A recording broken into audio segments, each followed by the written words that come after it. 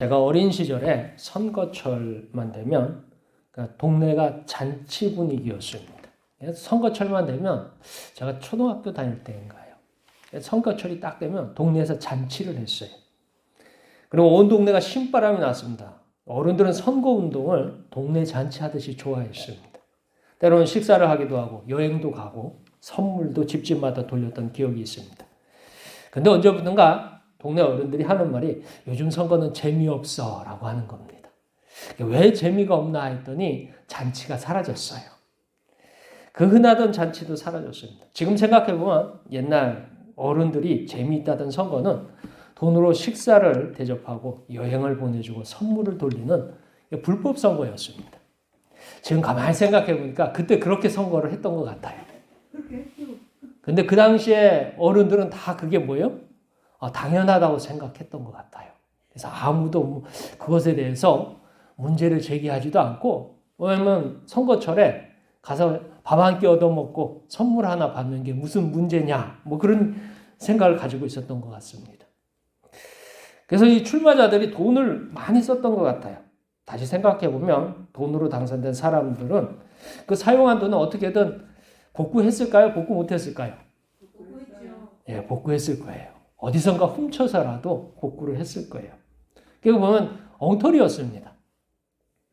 아무튼 이렇게 보면 당선자는 부패하기 쉽고 나라의 세금을 훔쳤으리라 생각합니다. 현재는 이런 선거가 점점 사라지고 있어요. 그때 당시에 대다수가 그게 옳다라고 생각했는데 지금 지나보면요, 그게 옳은 거였어요? 잘못된 거였어요? 예, 잘못된 거였어요. 지금은 깨끗한 선거를 위해서 법을 바꾸고 강력한 처벌을 합니다. 심지어 불법 선거로 당선되면 당선이 무효가 됩니다. 이처럼 과거에는 당연한 것이 현재는 잘못된 것으로 확인되기도 합니다. 이것이 세상의 흐름입니다. 현재 옳다고 해서 미래에도 당연히 옳은 것은 아니에요. 또 현재 잘못됐다고 해서 미래에서도 잘못된 것은 아닐 것들이 많습니다. 그래서 세상에서는 영원한 것이 없어서 지금은 옳아 보여도 나중엔 틀릴 수 있고 지금은 틀려 보여도 나중엔 옳을 수 있어요. 이거 왔다 갔다 하는 게 세상의 현상이에요. 반면에 성경은 과거나 오늘이나 미래에도 동일한 결론을 말합니다. 이유는 영원하신 하나님의 기준 때문이에요. 그러니까 세상 일은 사람들의 생각, 사람들의 방식, 사람들의 법에 의해서 옳음과 틀림이 왔다 갔다 할 수 있어요. 그런데 하나님께는 그런 것이 없습니다. 그래서 하나님의 약속은 중요합니다. 오늘 말씀으로 영원하신 하나님을 바라보는 모두가 되시기를 축원합니다.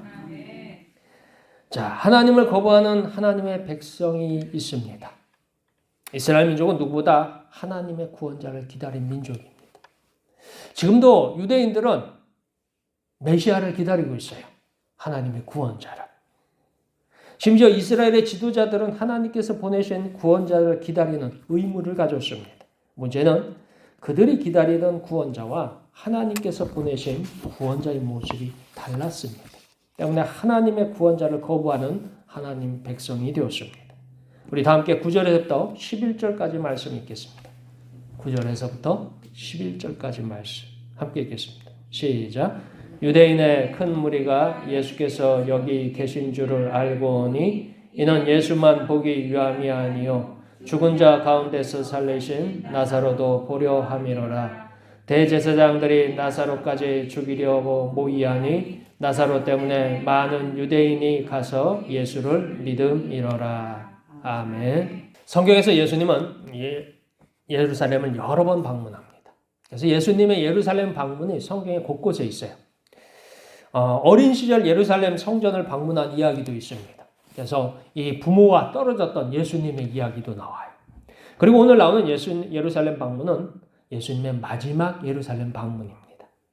그리고 우리는 성경에서 예수님을 향한 예루살렘의 분위기를 발견합니다. 과연 예루살렘을 방문하는 예수님을 향해서 어떤 분위기에 있느냐. 오늘 성경은 굉장히 적대적이고 위험한 방문이 되고 있습니다. 그럼에도 예수님은 예루살렘을 향해서 올라가십니다. 무엇인가 폭풍이 닥치기 전에 고요하고 두려운 무엇인가가 기다리는 분위기 속에서 예수님은 부지런히 움직입니다. 예루살렘을 향해서 열심히 올라가셔요. 이제 예수님께서 예루살렘을 향하던 중에 자주 들르시던 베다니 마을에 멈추었습니다. 이유는 그곳에 나름대로 유명한 인물인 나사로가 살기 때문입니다. 이 나사로는 유명한 인사가 되었습니다. 그의 과거, 현재 때문에 그런 것이 아니라 예수님과 나사로는 최근에 가장 유명한 사건의 주인공입니다. 기적이 있었습니다. 바로 나사로가 죽었다가 살아난 사건입니다. 심지어 무덤에 장사한 후에 사흘 만에 다시 살아났습니다.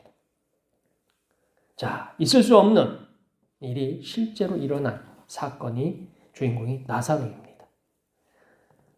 자, 그리고 예수님과 나사로의 이야기는 수많은 사람들을 불러 모았습니다. 그러니까 예루살렘에서 오리 떨어진 거리에 있는 이 베단이라는 동네에서 나사로가 죽었다가 예수님께서 장사가 다 지난 후에 와서 그를 살리셨어요. 그게 이제 온 동네 소문이 다 났어요. 심지어 예루살렘에까지 소문이 났어요. 그러니까 사람들이 뭐예요? 다 예수님을 와서 보기도 하고 나사로를 보기도 하고 그가 죽었다가 살아났다는 그 소식들을 다 들었어요. 그래서 수많은 사람들이 이제 모이기 시작을 합니다. 누구를 보러요? 나사로도 보고 예수님도 보고 모여들어요. 야, 그 말이 진짜였어? 그 소식이 진짜였어? 하면서 이제 모이기 시작합니다. 그렇게 모여서 이제 사람들이 가만히 보니까 자, 위대한 능력자 예수님께서 이제 예루살렘으로 올라갑니다. 예루살렘은 예수님을 거부하고 죽이려는 음모를 준비하고 있습니다. 예수님을 거부한 예루살렘, 예수님을 거절하는 예루살렘입니다. 우리는 예루살렘으로 향하는 예수님을 기억해야 합니다. 바로 우리의 죄를 해결하시고 영원한 생명을 주시고자 올라가십니다. 우리는 예수 그리스도를 영접하기를 축원합니다. 하나님께서 보낸 구원자를 기다렸던 그 유대인들, 그 이스라엘의 지도자들은 예수님을 거부하고 예수님을 죽이고자 음모를 꾸미고 있습니다. 그러나 우리는 예수님을 마음에 영접해서 우리의 구주로 삼으시길 주의 이름으로 축원합니다. 자, 예수님은 성경의 약속대로 오셨습니다. 예수님의 소식은 이스라엘 땅의 수많은 사람들의 관심을 끌었습니다. 대다수 사람들은 명절에 유명한 이 놀라운 소식을 듣고서 예수님을 따라서 예루살렘을 방문하기로 합니다. 안 그래도 예루살렘에 가야 하는데 이번 예루살렘 방문에는 어떤 소식이 들었어요? 예수님이 죽은 자를 살렸다는 그 기적의 소식이 들었어요. 심지어 예루살렘 근처에 있는 마을이에요. 그러니까 올라가는 길에 예루살렘을 방문해야 되지만 올라가는 길에 어디를 거쳐서 베다니를 한번 거쳐서 나사로도 보고 예수님도 보고 그리고 예루살렘으로 올라가고 싶은 거예요. 6월절 명절은 이스라엘 민족의 큰 명절입니다. 그래서 사방에서 저기 아주 먼 시골에서부터 예루살렘을 방문하는 게 유대인들의 전통이에요. 그래서 이제 막 예루살렘을 방문하려고 올라오고 있습니다. 우리 다 함께 12절에서부터 16절까지 말씀을 읽겠습니다. 12절부터 16절까지 말씀 함께 읽겠습니다. 시작. 그 이튿날에는 명절에 온 큰 무리가 예수께서 예루살렘으로 오신다는 것을 듣고 가지를 가지고 맞으러 나가 외치다 호산나 찬송하리로다 주의 이름으로 오시느니 곧 이스라엘의 왕이시여 하더라. 예수는 한 어린 나귀를 보고 타시니 이는 기록된 바 시온 따라 두려워하지 말라. 보라 너희 왕이 나귀 새끼를 타고 오신다 함과 같더라. 제자들은 처음에 이 일을 깨닫지 못하였다가 예수께서 이 영광을 얻으신 후에야 이것이 예수께 대하여 기록된 것임과 사람들이 예수께 이같이 한 것임이 생각났더라. 자, 이번 예수님의 예루살렘 방문은 특별합니다. 그리고 예수님을 따라오는 많은 사람들이 외쳤습니다. 안 그래도 소문이 자자한 그 예수님이 예루살렘에 올라와요. 그래서 요한복음 12장 13절에 사람들이 이제 예수님이 온다고 하니까 그 예수님을 맞이하러 나갑니다. 그래서 오늘 성경은 종려나무 가지를 가지고 맞으러 나가 외치되 이렇게 돼요. 그러면서 외치는 소리가 이거예요. 호산나 찬송하리로다 주의 이름으로 오시느니 곧 이스라엘의 왕이시여 하더라. 그러니까 지금 올라오시는 분이 누구라고요? 이스라엘의 왕이시여 하고서 맞이하는 왕을 맞이하고 있는 거예요. 이스라엘 민족의 최고의 환영 인사입니다. 이스라엘 역사상 최고의 인물을 향한 찬사입니다. 그리고 예수님은 나귀 새끼를 타고서 올라옵니다. 예수님은 세상을 향한 영원한 평화를 가지고 왔습니다. 인간이 갖고 있는 죄와 심판으로부터 자유를 가져왔습니다. 그렇게 하나님께서 세상에 주시는 영생의 선물을 갖고 예루살렘을 찾아왔습니다. 그래서 온 세상 사람들이, 이 유대인들이 예루살렘에서 왕으로 예수님을 맞이합니다. 자, 그러나 예수님을 향하여 찬양하는 사람들이 원하는 평화는 다른 모습입니다. 예수님은 하나님과 우리 사이의 평화를 위해서 오셨어요. 원수되었던 이 사이를 해결하고서 하나님께로 다시 돌리기 위해서 오셨습니다. 그런데 예수님을 찬양했던, 예수님을 왕으로 맞이했던 사람들이 원하는 평화는 다른 모습입니다. 그들이 원하는 평화는요, 세속적이고요, 현실적인 평화를 원합니다. 하나님과 뜻과는 상관없는 평화를 원합니다. 세상에는요, 이처럼 일시적이고 하나님의 뜻과 상관없는 가짜 평화가 있습니다. 평화가 있으면 있지 무슨 가짜 평화냐 하는데 바로 힘에 의한 평화예요. 강한 자가 만들고 약한 자는 숨도 못 쉴 정도 쥐어짜는 평화가 있습니다. 세상이 만든 평화는 그런 평화예요. 힘 있는 사람이 힘으로 누르면 힘 없는 사람은 찍소리도 못해요. 그래서 세상에 볼 적엔 조용하잖아요. 그러니까 어떤 것 같아요? 평화로운 것 같잖아요. 북쪽 땅에는, 북녘 땅에는 뭐예요? 항상 조용해요. 왜 조용해요? 야, 독재자가 힘으로 꽉 누르니까 어떻게 해요? 너무너무 평화로운 거예요. 아무런 소리가 안 나. 쥐 죽인 듯이 고요해. 이게 진짜 평화예요? 가짜 평화예요? 예, 가짜 평화예요. 근데 세상에는 이런 평화를 찾는 사람들이 의외로 많아요. 역사상요, 좀 유식한 말로 좀 안다는 사람들이 좀 어려운 말로 이런 말을 써요. 팍스 로마 또는 팍스 아메리카나 이렇게 써요. 팍스 아메리카 이런 말을 써요. 이게 뭐냐면 힘에 의한 평화라는 뜻이에요. 로마의 평화 또는 로마의 힘, 미국의 힘, 미국에 의한 평화 이런 뜻이에요. 과거 예수님 시절에 로마 제국과 현대 미국이 추구하고 세계에 끼치는 영향을 말합니다. 아무도 저항하지 못해요. 아무도 이의를 제기하지 못해요. 아무도 반대 의견을 표현할 수 없는 세상을 만들었습니다. 우리는 미국 대통령 당선 이후에 다들 걱정하고 있어요. 미국에 힘이 없어서 걱정하네요. 미국 힘이 세서 걱정하는 거예요. 예, 미국의 힘이 센데 미국 대통령이 어떻게 한다고요? 자기 마음대로 하려고 해요. 그러니까 우리는 힘이 없으니까 어떻게 해요? 어쩔 줄 모르죠. 지금 어떻게 해야 될지 다들 그냥 불안해서 두근두근 해요. 이게 팍스 아메리카예요. 팍스 아메리카. 힘 있는 자가 힘으로 모든 것을 눌러가지고 자기 마음대로 하는 것. 그러니까 뭐예요? 세상은 굉장히 평화롭죠. 힘 있는 자가 하자는데 다 하니까 반대하는 사람도 없고 시끄러운 사람도 없고 저항하는 사람도 없고 그러니까 평화로운 거예요. 근데 예루살렘 사람들이 원하는 것, 예수님을 왕으로 맞이했던 그 사람들이 원하는 것, 그게 뭐냐? 바로 이런 세상을 만들기를 꿈꾸었습니다.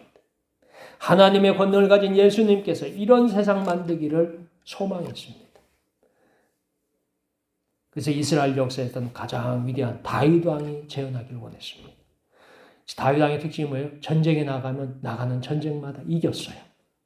그 이방 민족을 정복했어요. 그리고 이방 민족들을 지배했어요. 누구도 감히 다윗에게 대항하지 못하는 절대적인 그런 왕이었어요. 그러니까 다윗은 처음 나타날 때부터 아주 충격적으로 나타나잖아요. 블레셋의 골리앗이라는 거인을 어떻게 해요? 다윗이 쓰러뜨려요. 그러면서 민족의 영으로 등장해요. 전쟁마다 이기요. 그래서 오죽했으면 사울은 천천히요, 다윗은 뭐라고요? 만만이다 라는 칭찬을 들을 정도. 다윗은 전쟁에 나가면 다 이겼습니다. 그 이스라엘 사람들이 원했던 그 모습, 그 민족, 그 국가를 원했습니다. 이것이 예수님을 맞이했던 사람들의 마음이었어요. 자기의 겉옷을 벗어서 예수님 발 아래 깔았던 이스라엘 백성의 꿈입니다. 이상입니다. 자, 사람들은 예수님께서 이런 일 하기를 원했습니다. 당신은 이제 왕으로 오셔가지고 이런 나라를 만들어주세요. 이런 민족을 만들어주세요. 힘 있는 나라, 힘 있는 민족을 만들어주세요. 이렇게 원했습니다. 그러나 예수님은 하나님의 뜻을 완성하기 위해서 오셨습니다. 하나님께서 말씀하신 세상을 구원하는 세상의 평화를 전하기 위해서 오셨습니다.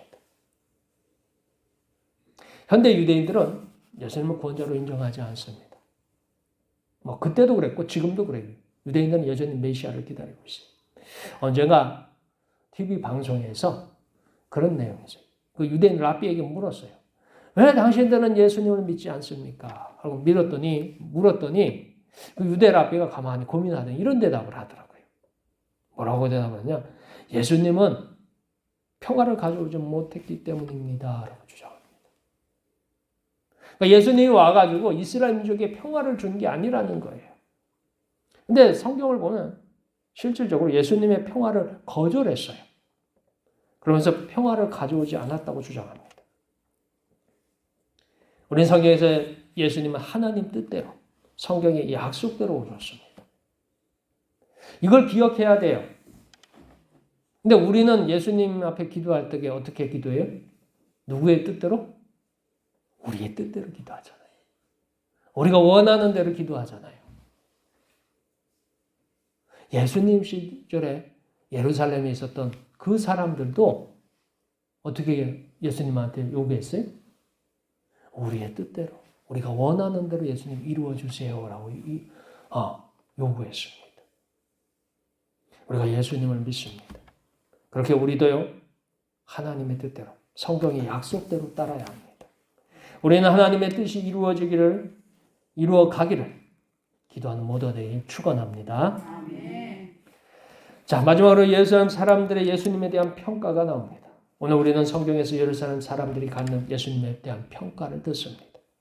그 당시 예루살렘 사람들이 가졌던 여론이 여기에 있습니다. 이스라엘 민족이 지배자들이 갖고 있던 생각을 봅니다. 왜 예수님을 이렇게 싫어하느냐 하는 거예요. 이것은 구체적인 기록은 없어 분명히 그들의 그 당시 사람들의 생각과 결정에 영향을 줍니다. 우리 다 함께 17절부터 19절까지 말씀 읽겠습니다. 17절부터 19절까지 말씀 함께 읽겠습니다. 시작. 나사로를 무덤에서 불러내어 죽은 자 가운데서 살리실 때 함께 있던 무리가 증언한지라. 이에 무리가 예수를 맞으면 그의 표적 행하심을 들었음이로라. 바리새인들이 서로 말하되 볼지어다 너희 하는 일이 쓸데없다. 보라 온 세상이 그를 따르는도다 하니라. 아멘. 당시 이스라엘 민족이 진실로 원한 분은 예수님이십니다. 근데 나사로의 부활을 경험한 사람이 질문하였어요. 아마 그 당시에 예수님의 예루살렘 방문은 이 나사로의 부활이 엄청난 뭐라고 할까요? 소식이었던 것 같아요. 많은 사람들이 이제 예수님에 대해서 소식은 들었어요. 그분에게 능력이 나타나고 하나님의 선지자다. 하나님의 말씀을 대변하는 사람이다. 그리고 많은 기적들을 행하는 분이다라는 것을 소문이 이미 많이 났어요. 근데 이제 사람들이 구체적으로 어느 정도의 분이냐라는 것에 구체적으로 확신이 없었어요. 특별히 예루살렘에 있는 사람들은. 예루살렘에 있는 사람들은 나름대로 지도자들이에요. 그 사람들한테는 확신이 없었고 어떤 확증이 없었어요. 항상 예수님을 좀 이상한데, 좀 문제가 있는 것 같은데, 뭔가 그럴듯한데 아닌 것 같아 하면서요, 늘 의심의 눈으로 바라보고 예수님에 대해서 늘 부정적으로 생각하고 그러고 있었어요. 그런데 마침 예루살렘 근처에 있던 베다니에서 나사로가 죽었습니다. 그 나사로의 장례식에서 예수님이 놀라운 기적을 행하셨어요. 그래서 나사로가 살아났어요. 그리고 살아나고 난 다음에 얼마 지나지 않아서 예수님께서 마지막 예루살렘으로 올라오시는 겁니다. 베다니에 들어가서 살아난 나사로를 만나요. 그러니까 이 예루살렘에 있던 사람들이 나사로의 부고를 들은 거예요. 그러니까 오리 정도니까 오늘 따지면 2km 정도 떨어져 있는 동네예요. 예루살렘에서 2km 떨어져 있으니까 예루살렘 사람들하고 서로 소식이 왔다 갔다 하겠죠. 시장을 보러 예루살렘을 들어가든 뭘 하든 간에 이 베다니 사람들이 예루살렘에 들어들 거고 예루살렘에 방문한 사람들도 베다니를 거쳐서 가고 예루살렘에서 또 지방으로 가는 방향에서 또 베다니를 거쳐서 갈 거 아니에요.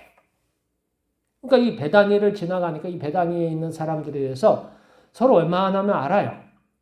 그래서 베다니 누구네 집에서 부고가 올라왔어요. 그러니까 예루살렘에 있는 아는 사람들이 그 장례식에 참석을 많이 했어요. 근데 그 장례식에서 예수님이 나사로를 살립니다. 그러니까 그 효과가, 파급 효과가 엄청난 거예요. 그러자 오늘 성경에 보면요, 많은 무리들이 예수님을 따라서 예루살렘으로 올라옵니다. 이 상황을 바라보면서 오늘 성경은 그러게요. 바리새인들이 평가를 합니다. 그 예수님을 따라서 나사로를 보고 예수님을 봤던 많은 유대인들이 이제까지 다른 모습으로 봐요. 그래서 예수님을 뭐예요? 왕으로 맞이합니다. 호산나 찬송하리로다. 이스라엘의 거룩한 신 왕이여 하면서 그렇게 찬송하면서 불러드립니다. 자, 그래서 바리새인들이 그것을 보면서 하는 얘기가 있어요. 첫 번째는 뭐냐면 너희 하는 일이 쓸데없다. 이게 무슨 소리예요? 너희 하는 일이 쓸데없다? 사실 예루살렘에 있는 지도자들, 지배자들, 대제사장과 바리새인과 유대인들, 그러니까 소위 말해서 이스라엘의 어떤 지배계층이에요.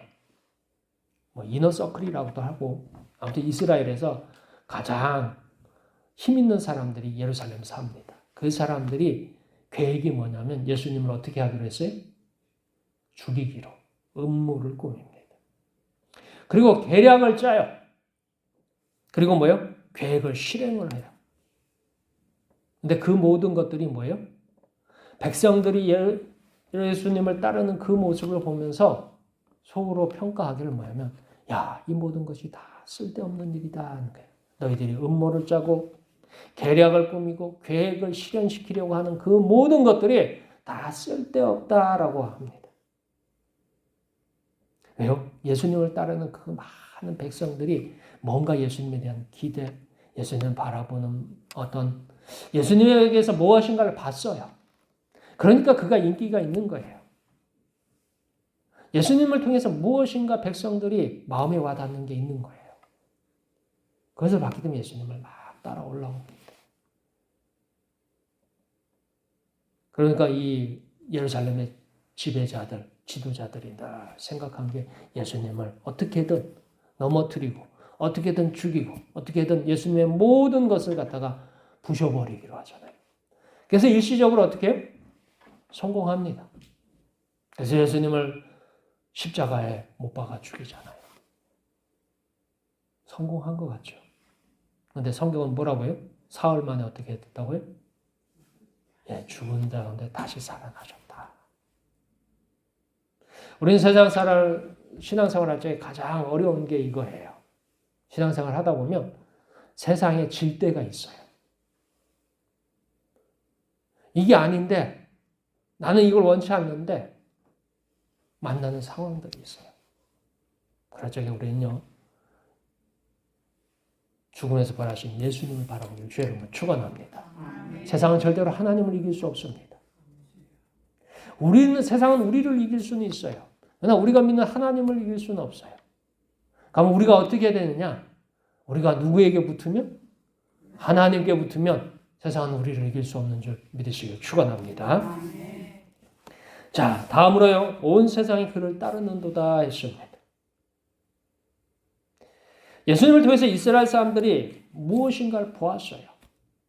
그게 하나님의 영광일 수도 있고요.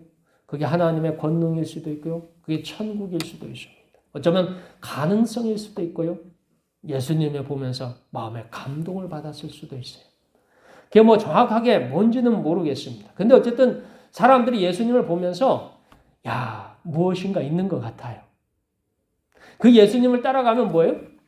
뭔가 될 것 같은 거예요.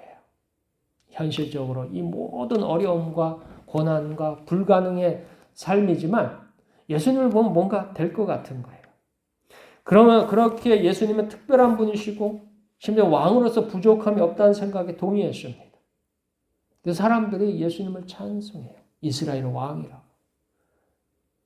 그렇게 찬양을 합니다.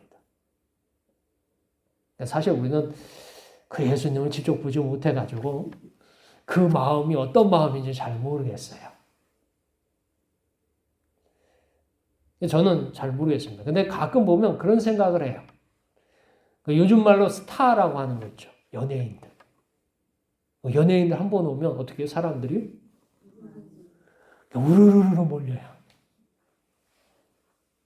연예인이 뭐라고 그렇게 몰리는지 저는 잘 모르겠는데 아무튼 그 연예인들 오면 사람들이 막 줄을 서가지고 뭐예요? 악수 한번 해보려고, 사인 하나 받아보려고, 얼굴 한번 보려고, 인사 한번 하려고 미어 터지도록 모입니다. 그건 뭐예요? 그 연예인을 통해서 뭘 받겠죠? 그럴까요? 안 그럴까요? 그 연예인이 가수라면 노래를 잘한다든가 아니면 뭔가 남들과 다른 무엇인가가 그 연예인에게 있는 거 아니겠어요? 맞아요? 틀려요? 그러니까 연예인이고 스타라고 부르는 거예요. 그래서 사람들이 막 따르는 거예요. 자, 그럼 예수님에게서 무엇을 봤을까 하는 거예요. 오늘 성경에 뭐예요? 온 세상이 그를 따르는도다 했어요. 예수님이 뭔가 사람들에게 주었어요. 그게 뭘 주었느냐 하는 거예요. 그 세상이 막을 수 없는 무엇인가를 베푸셨습니다. 세상이 막을 수 없는 것들. 세상이 거절하지 못하는 것들. 세상 사람들이 다 인정하는 것들. 세상 사람들이 모두 환영하는 것을 예수님께서 세상에 어떻게 해요? 베푸셨어요. 그것 때문에 사람들이 예수님을 찾아옵니다. 과연 그게 무엇인가 하는 거예요. 예수님이 세상을 위해서 무엇을 베푸셨을까?